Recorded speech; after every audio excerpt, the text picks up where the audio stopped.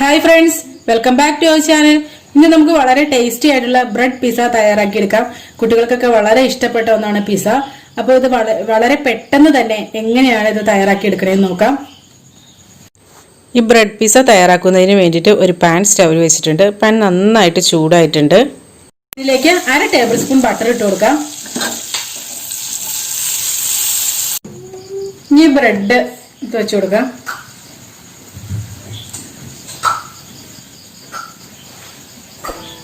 അപ്പൊ ഈ sandwich bread ഉപയോഗിക്കുകയാണെങ്കിൽ അതാട്ടോ നല്ലത്. വലിയ ബ്രെഡ് ആയിരിക്കുമല്ലോ.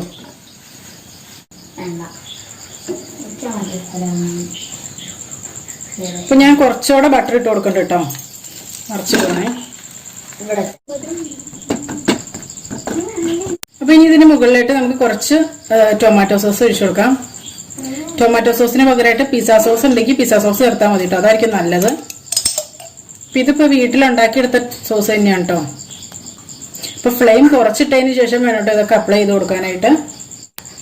ഇതിന് മുകളിലായിട്ട് കുറച്ച് മൊസറല്ല ചീസ് ഇട്ട് കൊടുക്കാം. അപ്പൊ ഈ മൊസറല്ല ചീസ് അല്ല കഴിഞ്ഞ് വൈറ്റ് സോസ് വെച്ചിട്ട് നമുക്ക് ഇത് തന്നെ ഉണ്ടാക്കിയെടുക്കാം കേട്ടോ. അപ്പൊ അതിന്റെ വീഡിയോ നമ്മൾ ഇതിന് തൊട്ട് മുമ്പുള്ള വീഡിയോയിൽ നമ്മൾ അപ്ലോഡ് ചെയ്തിട്ടുണ്ട്. അപ്പൊ അത് കാണാത്തവരതൊന്ന് കണ്ടു നോക്കൂ കേട്ടോ.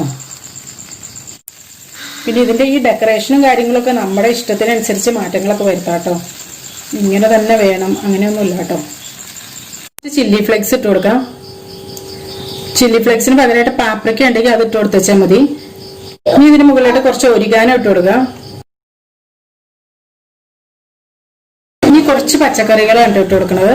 എന്തെങ്കിലുമൊക്കെ പച്ചക്കറികൾ നിങ്ങൾക്ക് ഇഷ്ടമുള്ളത് ഇട്ട് കൊടുക്കാം കേട്ടോ. ഞാനിപ്പോൾ എടുത്തിരിക്കുന്നത് ക്യാരറ്റ്, തക്കാളി, ക്യാപ്സിക്കം, സവോള, പിന്നെ കുറച്ച് ഒലീവ്സും ഇട്ടിട്ടുണ്ട്. ഇനി ഇതിന് മുകളിലായിട്ട് കുറച്ചുകൂടെ മൊസറല്ല ചീസ് ഇട്ട് കൊടുക്കാം.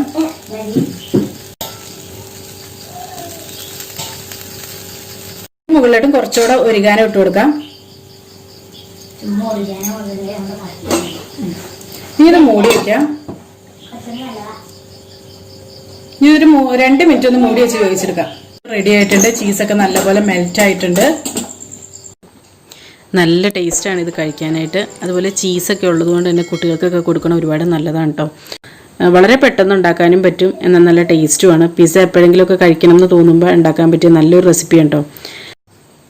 അപ്പോൾ ഇതെല്ലാവരും ഒന്ന് ട്രൈ ചെയ്ത് നോക്കുക. എന്നിട്ട് നിങ്ങളുടെ അഭിപ്രായങ്ങളും നിർദ്ദേശങ്ങളും ഒക്കെ കമൻസിലൂടെ അറിയിക്കുക. ചാനൽ ഇതുവരെ സബ്സ്ക്രൈബ് ചെയ്തിട്ടില്ലെങ്കിൽ പ്ലീസ് ഒന്ന് സബ്സ്ക്രൈബ് ചെയ്ത് സപ്പോർട്ട് ചെയ്യുക. അപ്പോൾ നല്ലൊരു റെസിപ്പിയുമായി വീണ്ടും കാണാം. എല്ലാവർക്കും നല്ലൊരു ദിവസം ആശംസിക്കുന്നു. Thank you for watching Ayisha's creations.